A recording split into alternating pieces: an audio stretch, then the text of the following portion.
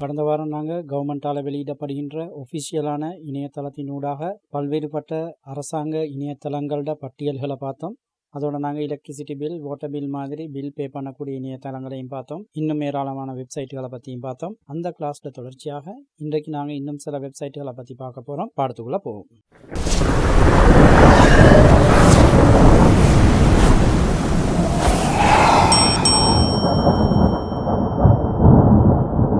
அஸ்ஸலாமு அலைக்கும் brothers and friends.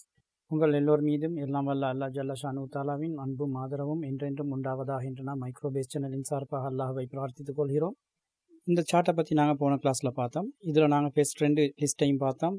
அதாவது அரசாங்கம் அந்த நாட்டு பிரஜைகளுக்காக எவ்விதமான சேவைகள் எல்லாம் வழங்குதுன்னு சொல்லி நாங்கள் பார்க்குற நேரத்தில் ஆரம்பமாக அரசாங்கத்தால் வெளியிடப்படுகின்ற திணைக்களங்களோட பட்டியல்களை பற்றி நாங்கள் பார்த்தோம். அதன் பிறகு எலக்ட்ரிசிட்டி பில்ஸ் எப்படி பே பண்ணுறது, தண்ணி பில் எப்படி பே பண்ணுறதுன்ற டீட்டெயில்ஸ் எல்லாம் பற்றி பார்த்தோம்.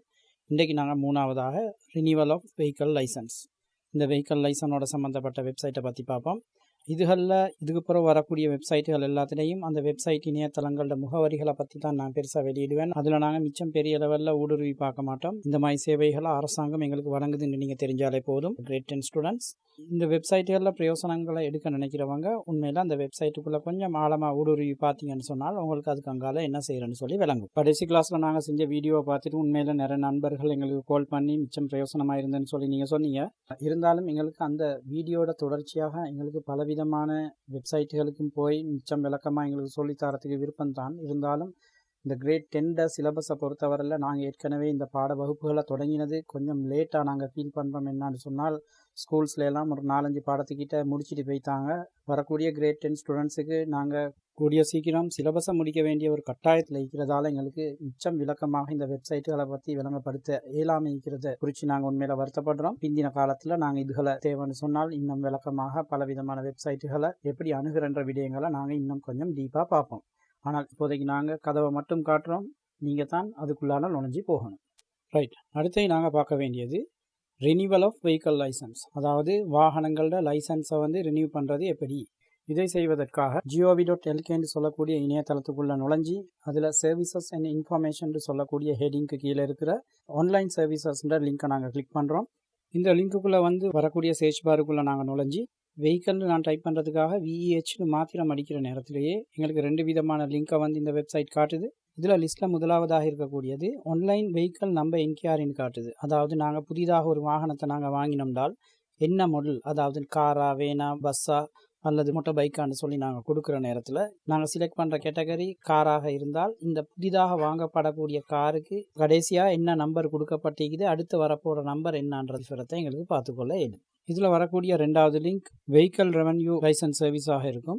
இந்த லிங்க்குள்ளே நாங்கள் போனோம்னு சொன்னால் வரக்கூடிய வெப்சைட்டில் இது முதலாவதாக மேல் மாகாணத்துக்குரியவரா நீங்கள் அல்லது ஏனைய மாகாணங்களுக்குரியவரா நீங்கன்னு சொல்லி கேட்கும். ஏனைய மாகாணங்களை நாங்கள் செலக்ட் பண்ணினால் வரக்கூடிய வெப்சைட்டுக்குள்ளே நுழைஞ்சி உங்களோட லைசன்ஸ் ஸ்டேட்டஸ் என்ன லெவலில் இருக்குதுன்னு சொல்லி பார்த்துக்கொள்ளையிலும், அதாவது எக்ஸ்பயர் ஆகிடுச்சா அல்லது எக்ஸ்பயர் ஆக போகுதான்ற தகவல்களை உங்களுக்கு பார்த்துக்கொள்ளையிலும். அதே மாதிரி நீங்கள் ஃபர்ஸ்ட் டைம் லைசன்ஸ் எடுக்கக்கூடியவரா அல்லது உங்களோட லைசனை நீங்கள் ரினியூ பண்ணணுமா, இது சம்மந்தமான வேலை விஷயமா நீங்கள் போகணும்னு சொன்னால் இதில் நீங்கள் 2வது லிங்கை கிளிக் பண்ணி போகலாம். அல்லது மேலே மெனுவில் வெப்சைட்டுகளில் சில டீட்டெயில்ஸ் இருக்குது, அதுக்குள்ளாலையும் உங்களுக்கு கொஞ்சம் உலாவி பார்க்கலாம்.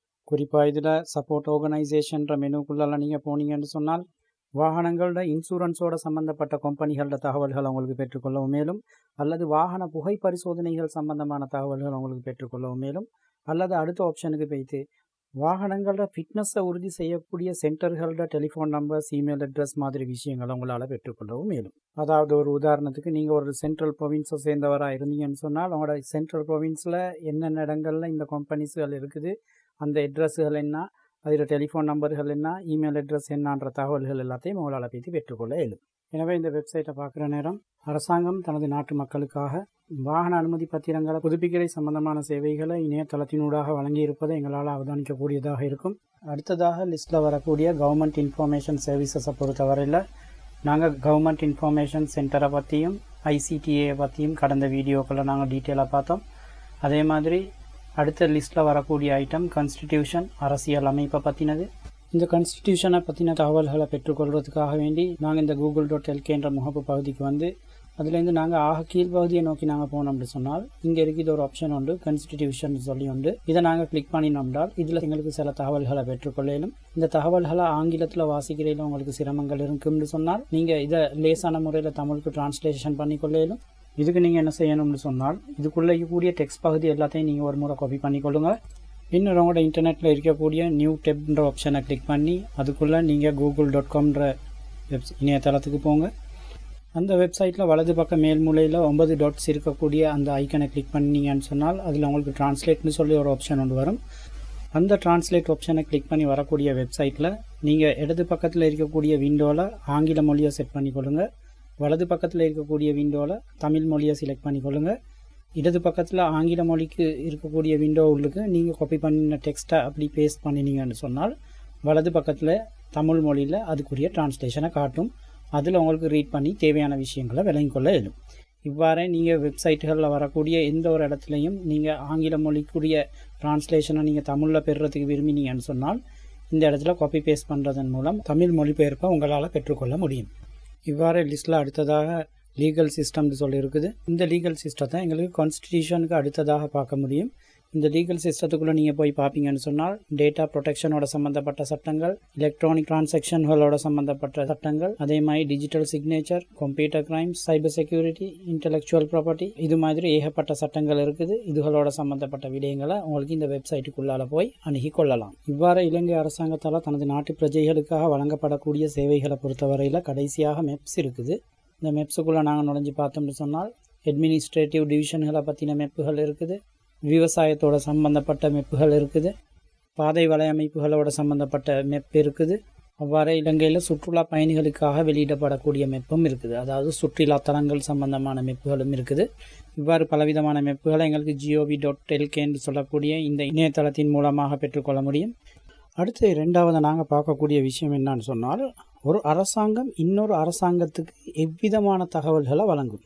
அதாவது இந்த சேவைக்கு நாங்கள் கவர்மெண்ட் டு கவர்மெண்ட் G2Gன்னு சொல்கிறோம்.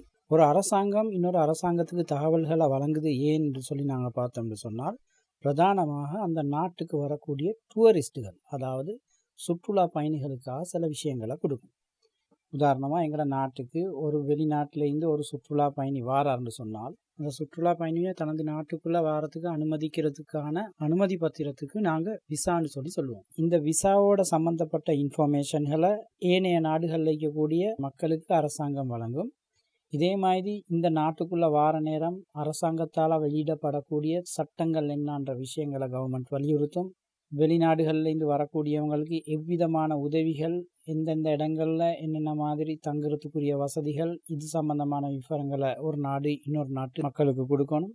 இவ்வாறே கப்பல் போக்குவரத்து சம்பந்தமான விஷயங்கள், அதாவது கப்பலில் சாமான்கள் கொண்டு வர நேரம் அல்லது கொண்டு போகக்கூடிய நேரங்களில் கொடுக்கக்கூடிய சேவை விவரங்களையும் அரசாங்கம் இன்னொரு அரசாங்கத்துக்கு வெளியிட வேண்டி வரும். இவ்வாறே சுற்றுலா பயணிகளை கவர்றதுக்காக வேண்டி முக்கியமான சில இன்ட்ரெஸ்டான பிளேஸுகளோட இன்ஃபர்மேஷன்கள் எல்லாத்தையும் ஒரு அரசாங்கம் இன்னொரு அரசாங்கத்துக்கு கொடுக்க வேண்டி வரும். அதே மாதிரி அந்த நாட்டோட சம்மந்தப்பட்ட மெப்பை சுற்றுலா பயணிகளுக்கு கொடுக்க வேண்டி வரும். எனவே இந்த கவர்மெண்ட் ப்ரொசஸ்களோட சம்மந்தப்பட்ட சில வெப்சைட்டுகளை நாங்கள் கொஞ்சம் போய் மேலோட்டமாக பார்த்துட்டு வருவோம். இதில் ஆன்லைன் சர்வீஸுக்கு சென்று நாங்கள் விசான்னு சொல்லி டைப் பண்ணினோம்னால் அதில் எங்களுக்கு வரக்கூடிய லிங்கை கிளிக் பண்ணி உள்ளுக்கு நுழைஞ்சால் விசா சர்வீஸ்ன்ற இந்த மெனுக்குள்ளால் போய் இதில் நான் ரெசிடென்ட் விசான்னு சொல்லி ஒன்று இருக்குது. இதில் டூரிஸ்ட் விசான்னு இருக்குது. இந்த டூரிஸ்ட் விசான்ற லிங்க்கை நாங்கள் கிளிக் பண்ணினோம்னு சொன்னால் உள்ளே வரக்கூடிய இன்ஃபர்மேஷனில் டூரிஸ்ட்டுகளுக்கு தேவையான விசாட கம்ப்ளீட் டீட்டெயில் இதுக்குள்ளே பூரணமாக கொடுக்கப்பட்டிருக்கும். இதை பார்க்கக்கூடிய ஒரு ஃபாரினர் அவர் விளங்கி கொள்வார். டூரிஸ்ட் விசா 30 நாளைக்கு வாரதா இருந்தால் அவர் எவ்வளோ காலம் இந்த விசாவில் தங்கலாம், எவ்வளோ ஃபீஸ் இந்த விசாவுக்கு கட்ட வேண்டி வரும், இந்த நாட்டுக்குள்ளே வார நேரம் அவருக்கு எலோ பண்ணப்பட்ட ஆக்டிவிட்டீஸ் என்ன, அதாவது எங்கெங்கே போயிலும் என்னென்ன செய்யலும், மெடிக்கல் ட்ரீட்மெண்ட் எடுக்கிறேன்னு சொன்னால் எப்படி, அதே மாதிரி செய்யக்கூடாத வேலைகளோட லிஸ்ட் ஒன்று இருக்கும், அதை அவர் பார்த்துக்கொள்ளும். இது மாதிரி கண்டிஷன்கள், இங்கே வார நேரம் எடுத்துகிட்டு வர வேண்டிய டாக்குமெண்ட்டுகள் என்ன, இந்த மாதிரி தகவல்கள் எல்லாம் கம்ப்ளீட்டான முறையில் அவங்களுக்கு வழங்கப்பட்டிருக்கும். இதே மாதிரி எங்களுக்கு ஆன்லைன் சர்வீசஸில் போய் டூர்னு மட்டும் டைப் பண்ணால் போதும். TOURனு மட்டும் நாங்கள் டைப் பண்ணால் டூரிசம் குயிக் இன்ஃபர்மேஷன் சொல்லி எங்களுக்கு ஒரு லிங்க் ஒன்று கிடைக்கும். அந்த லிங்க்குள்ளான நாங்கள் போய் பார்த்தோம்னு சொன்னால் டூரிஸ்ட்டுக்கு தேவையான ஏகப்பட்ட இன்ஃபர்மேஷன்கள் அந்த வெப்சைட்டுக்குள்ளே அடங்கிக்கிறது எங்களால் பார்க்கலாம். சும்மா இருக்கிற நேரம் போயிட்டு பாருங்கள் பாய்ஸ். இதில் ஆன்லைன் சர்வீசஸ்கள் அவங்களோட தேவையான மாதிரி இருக்குது. ட்ராவல் ஏஜென்ட்டுகள் சம்மந்தமான இன்ஃபர்மேஷன்கள் இருக்குது. அவங்க தங்குறதுக்குரிய எக்கமடேஷன் சொல்கிற நேரம் 5 ஸ்டார் ஹோட்டலா, 4 ஸ்டார் ஹோட்டலா, 3 ஸ்டார் ஹோட்டலா, இலங்கையில் எங்கெங்கெல்லாம் என்னென்ன ஜாதி ஹோட்டல் இருக்குதோ அத்தனை விதமான டீட்டெயில்ஸும் அவங்களுக்கு கிடைக்கும். இதே மாதிரி டிரான்ஸ்போர்ட்டுக்குரிய வசதிகள் என்னென்ன டீட்டெயில்கள் கிடைச்சி கொள்ளணும். டூரோட சம்மந்தப்பட்ட கைட்ஸ் தேவைன்னு சொன்னால் அவங்களோட இன்ஃபர்மேஷன்கள் இந்த வெப்சைட்டுக்குள்ளால் போய் எடுக்கணும். ஸ்ரீலங்காவோட சம்மந்தப்பட்ட பெரிய மேப் இருக்குது. அதுலேயும் போய் அவங்களுக்கு தேவையான இன்ஃபர்மேஷன்கள் எந்தெந்த இடங்களில் போய் தங்கலாம், இந்த விஷயங்கள் எல்லாத்தையும் அவங்களுக்கு டிரெக்டாக பிளான் பண்ணக்கூடிய வசதிகள் இந்த வெப்சைட்டுக்குள்ளே இருக்குது. சும்மா இருக்கிற நேரம் போய் பாருங்கள், ஏராளமான இன்ஃபர்மேஷன்கள் இந்த வெப்சைட்டுக்குள்ளே இருக்குது. இதே மாதிரி ஸ்ரீலங்கா கஸ்டம்ஸோடு சம்மந்தப்பட்ட விவரங்களை இன்னொரு அரசாங்கம் பெற்றுக்கொள்ள விரும்பினால் அவங்களுக்கு ஏலும் ஸ்ரீலங்காவுக்குரிய டிபார்ட்மெண்ட் வெப்சைட்டுக்குள்ளே போனால் அதில் இருக்கக்கூடிய முதலாவது ஆப்ஷன் ஸ்ரீலங்கா கஸ்டம்ஸோட சம்மந்தப்பட்ட ஆப்ஷனாக தான் இருக்கும். அதை கிளிக் பண்ணி வரக்கூடிய வெப்சைட்டுக்குள்ளே நுழைஞ்சென்று சொன்னால் சுங்க திணைக்களத்தோடு சம்மந்தப்பட்ட சகல விதமான இன்ஃபர்மேஷன்களையும் அவங்களுக்கு அதுக்குள்ளால் போய் பெற்றுக்கொள்ளும். இவ்வளவும் தான் கவர்மெண்ட் செய்யக்கூடிய சர்வீசஸ்களாக இருக்கும். அடுத்ததாக நாங்கள் பார்க்க வேண்டியது ஒரு அரசாங்கம் வியாபாரத்துறைக்காக வேண்டி என்னென்ன வழிகளில் உதவி செய்து என்று சொல்லி பார்க்க வேண்டி வரும். இந்த சர்வீஸ்க்கு நாங்கள் கவர்மெண்ட் டு பிஸ்னஸ், அதாவது G2Bன்னு சொல்லுவோம். இதில் ஃபெஸ்ட் சர்வீஸாக வரக்கூடிய எலக்ட்ரிசிட்டி பில் பேமெண்ட்டுகளை பொறுத்தவரையில் தேவைப்பட்ட ஆட்களுக்கு 3 ஃபேஸ் கரண்ட்டை கவர்மெண்ட் வழங்குது, அதுக்குரிய சப்போர்ட்டுகளை கொடுக்குது. பிஸ்னஸுக்காக கவர்மெண்ட் செய்யக்கூடிய உதவின்னு நாங்கள் எடுக்கிற நேரம் எலக்ட்ரிசிட்டி பில், வாட்டர் பில்லை பொறுத்தவரையில் ஏற்கனவே நாங்கள் அதை பார்த்துட்டோம். ஆனால் பிஸ்னஸ்னு வர நேரம் எலக்ட்ரிசிட்டி சார்ஜும் வாட்டர் சார்ஜும் அது கொஞ்சம் டிஃபரெண்ட் ஆகும். அது சம்மந்தப்பட்ட டெரிஃபை டவுன்லோட் பண்ணி அதுக்குரிய சார்ஜஸ்களை எங்களுக்கு பார்த்துக்கொள்ளும். ஆனால் பே பண்ணுற சிஸ்டம் எல்லாம் சேம் சிஸ்டமாக தான் இருக்கும். நீங்கள் ஆன்லைனில் பே பண்ணுற நேரம் நாங்கள் ஏற்கனவே காட்டி தந்த முறையில் எலக்ட்ரிசிட்டி வாட்டர் பில்ஸை உங்களுக்கு பே பண்ணிக்கொள்ளும். இவ்வாறு பிஸ்னஸ்னு வர நேரம் எங்களுக்கு டெக்ஸையும் பே பண்ணிக்கொள்ளும். டெக்ஸை பே பண்ணுறதுக்காக gov.lk ஆன்லைன் சர்வீசஸ்க்குரிய பகுதியில் நீங்கள் சர்ச் பாரில் டெக்ஸ்ட்னு சொல்லி நீங்கள் டைப் பண்ணால் போதும். கீழே உங்களுக்கு லிங்க்கில் பார்க்கலாம். பே அசஸ்மெண்ட் டெக்ஸ்ட்னு சொல்லி ஒரு லிங்க் கொண்டு வந்திருக்கும். அந்த லிங்க்கு கூறாக போய் உங்களுக்குரிய டெக்ஸை பார்த்து அதுக்குரிய பேமெண்ட்டை செஞ்சு கொள்ளலாம். அடுத்ததாக லிஸ்ட்டில் இருக்கக்கூடிய பேங்கிங் இன்ஃபர்மேஷனை பொறுத்தவரையில் நாங்கள் government.lk வெப்சைட்டுக்குள்ளே நுழைஞ்சோம்னு சொன்னால் இதில் சர்வீசஸ் அண்ட் இன்ஃபர்மேஷனுக்கு கீழே வரக்கூடிய 2வது லிங்க், அதாவது எக்ரிகல்ச்சருக்கு பக்கத்தில் இருக்கக்கூடிய பேங்கிங், டெக்ஸ் அண்ட் இன்சூரன்ஸ்னு சொல்லக்கூடிய பிளாக்குக்குள்ளே நாங்கள் வந்தோம்னு சொன்னால் இதில் நீங்கள் நிறைய விஷயங்களை பார்க்கலாம். ஆடிட்டர் ஜெனரல் டிபார்ட்மெண்ட் இருக்குது, சென்ட்ரல் பேங்க் ஆஃப் ஸ்ரீலங்கா இருக்குது. இதில் சென்ட்ரல் பேங்க் ஆஃப் ஸ்ரீலங்கான்ற லிங்க்குள்ளால நீங்கள் வந்தீங்கன்றால் உங்களுக்கு பிஸ்னஸுக்கு சப்போர்ட் பண்ணக்கூடிய பேங்க்கோட சம்மந்தப்பட்ட நிறைய விஷயங்கள் உங்களுக்கு இதில் பார்க்கலாம். அவங்களோட ஃபைனான்ஷியல் சப்போர்ட்டையும் மானிட்டரி பாலிசி இது மாதிரி நிறைய விஷயங்கள் இருக்கும். போய் பாருங்கள். நான் அதுக்குள்ளே மிச்சம் நேரம் செலவழிக்க விரும்பல. அடுத்த லிஸ்ட்டில் எங்களுக்கு வரக்கூடியது என்னென்றால் பிஸ்னஸ் ரெஜிஸ்ட்ரேஷன் சொல்கிற நேரம் எங்களுக்கு அரசாங்கத்தால் எங்களோட பிஸ்னஸுக்கு தரப்படக்கூடிய ஒரு அனுமதின்னு சொல்லலாம்.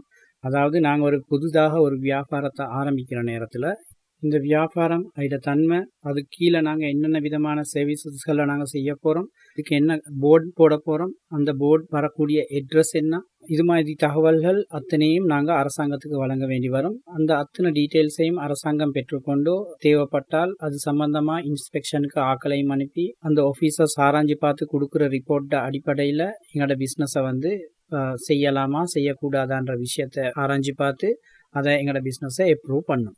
அவ்வாறு அப்ரூவ் பண்ணுற நேரம் எங்கள்கிட்ட ஒரு சர்டிஃபிகேட் ஒன்று கையளிக்கும். இந்த சர்டிஃபிகேட்டுக்கு தான் நாங்கள் பிஸ்னஸ் ரெஜிஸ்ட்ரேஷன் சொல்லி நாங்கள் சொல்லுவோம். இந்த பிஸ்னஸ் ரெஜிஸ்ட்ரேஷன் சம்மந்தமான தகவல்களை ஒரு வெப்சைட் இருக்குது. அந்த வெப்சைட்டை அணுகிறதுக்கு நாங்கள் டிபார்ட்மெண்ட் வெப்சைட்டுக்குள்ளே போகணும். டிபார்ட்மெண்ட் வெப்சைட்டுக்குள்ளே போய் வரக்கூடிய சர்ச் பாரில் நாங்கள் ரெஜிஸ்ட்ரார், அதாவது REGன்னு அடிக்கிற நேரத்திலேயே டிபார்ட்மெண்ட் ஆஃப் ரெஜிஸ்ட்ரார் ஆஃப் கம்பெனிஸ்னு சொல்லி ஒரு லிங்க் கொண்டு வருது. இந்த லிங்க்குள்ளே நாங்கள் போவோம்னு சொன்னால் எங்களுக்கு இதுக்குரிய வெப்சைட்டுக்குள்ளே நுழையும். இதில் நான் ஆங்கிலத்தை செலக்ட் பண்ணிவிட்டு உள்ளே போகிறேன். இதில் மேலே இருக்கக்கூடிய மெனுவில் EROCன்னு சொல்லி ஒரு மெனு ஒன்று இருக்குது. அதாவது எலக்ட்ரானிக் ரெஜிஸ்ட்ரார் ஆஃப் கம்பெனிஸ்ன்றதுக்கு சுருக்கமாக EROCன்னு சொல்லி ஒரு மெனு ஒன்று இருக்குது. அந்த மெனுவை நான் செலக்ட் பண்ணி நியூ யூசர் ரெஜிஸ்ட்ரேஷன்ற லிங்க்குள்ளே போகிறேன். இவ்வாறு போனால் வரக்கூடிய வெப்சைட்டில் முதலாவதாக சர்ச் அ கம்பெனி நேம் ஆன்லைன்னு சொல்லி கேட்குது, ஒரு பேர் ஒன்று கேட்குது. ஒரு உதாரணத்துக்கு இதில் நான் ஃபுட் சிட்டின்னு சொல்லி கொடுக்குறேன். ஃபுட் சிட்டின்னு கொடுத்தால் பாருங்கள் வரக்கூடிய ரிசல்ட்ஸ் ஏற்கனவே இந்த பேரில் ஒரு கம்பெனி ஒன்று ஓப்பன் பண்ணிக்கிறாங்க, இதுக்கு நீங்கள் எக்ஸ்ட்ரா வேர்டு ஒன்று எட் பண்ணுங்கள் அல்லது கம்பெனி நேமை மாற்றுங்கன்னு சொல்லுது. அதாவது இலங்கையில் எங்கேயாலும் ஒரு இடத்துல ஒரு கம்பெனி நீங்கள் செலக்ட் பண்ணக்கூடிய பேரில் ரெஜிஸ்டர் ஆகி இருக்கும்னு சொன்னால் அந்த பேர் எங்களுக்கு செலக்ட் பண்ணலாது. புதிதாக ஒரு கம்பெனி நேம் ஒன்று தான் நாங்கள் செலக்ட் பண்ண வேண்டி வரும். இது மாதிரி தகவல்களோட இதை நீங்கள் ப்ரொசீட் பண்ணி போகலாம். மேலே போகிற நேரங்களில் அடுத்தடுத்ததாக வரக்கூடிய விடயங்களில் என்ன செய்யணும்னு சொல்லி உங்களுக்கு அது விளங்கும். எனவே கம்பெனி ஒன்றை ரெஜிஸ்டர் பண்ண நினைக்கிறவங்க ரெஜிஸ்ட்ரார் ஆஃப் கம்பெனிஸ்ன்ற இந்த இணையதளத்தினூடாக போய் உங்களுக்கு தேவையான தகவல்களை பெற்றுக்கொள்ள இயலும். நாங்கள் அடுத்த லிஸ்ட்டுக்கு போவோம். அடுத்த லிஸ்ட்டில் வரது பிஸ்னஸ் அண்ட் இன்வெஸ்ட்மெண்ட்னு சொல்லக்கூடிய ஒரு பகுதி. பிஸ்னஸில் இன்வெஸ்ட் பண்ண விரும்புகிறவங்க யாரும் இருப்பீங்கன்னு சொன்னால் ஆன்லைன் சர்வீசஸ் கூடிய மெனுவுக்கு வாங்க. இதில் கீழே வரக்கூடிய சர்ச் பாரில் நான் இன்வெஸ்ட்னு சொல்லி டைப் பண்ணுறதுக்காக ஐஎன்வின்னு அடிக்கிற நேரத்திலேயே கீழே ஒரு லிங்க் கொண்டு வருது. அதாவது ஃபைண்ட் இன்வெஸ்ட்மெண்ட் ஆப்பர்ச்சுனிட்டின்னு சொல்லி இந்த லிங்க்கை நான் கிளிக் பண்ணினேன்னு சொன்னால் இது ஒரு வெப்சைட்டுக்குள்ளே ரீடிரெக்ட் பண்ணும். இந்த வெப்சைட்டுக்குள்ளே நுழைஞ்சு பார்த்தீங்கன்னு சொன்னால் உண்மையில் இது ஒரு கடல்.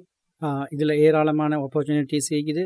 இதில் இன்வெஸ்ட் பண்ண விரும்புகிறவங்க கவர்மெண்ட் ஃபீல்டுக்குள்ளே அல்லது எலக்ட்ரானிக் ஃபீல்டுக்குள்ளே அல்லது ஃபுட் ப்ராசஸிங்கோட சம்மந்தப்பட்ட ஃபீல்டில், டெக்னாலஜி, ஃபார்மக்யூட்டிக்கல்ஸ், டூரிசம், இவ்வாறு பலதரப்பட்ட ஃபீல்டுகள் இருக்குது. இதில் உங்களுக்கு எந்த ஃபீல்டுக்குள்ளே போய் எப்படி இன்வெஸ்ட் பண்ணலும்ன்ற ஐடியாஸாக உங்களுக்கு இந்த வெப்சைட்டுக்குள்ளால் நுழைஞ்சு எடுத்துக்கொள்ளும். நான் இதுக்கு மேலே போக விரும்பலை. நாங்கள் அடுத்த லிஸ்ட்டை பார்ப்போம். இதில் கடைசி வைக்கக்கூடியது இன்ஃபர்மேஷன் ஆன் பிஸ்னஸ் ஆர்கனைசேஷன்ஸ் சொல்லக்கூடிய ஒரு பகுதி.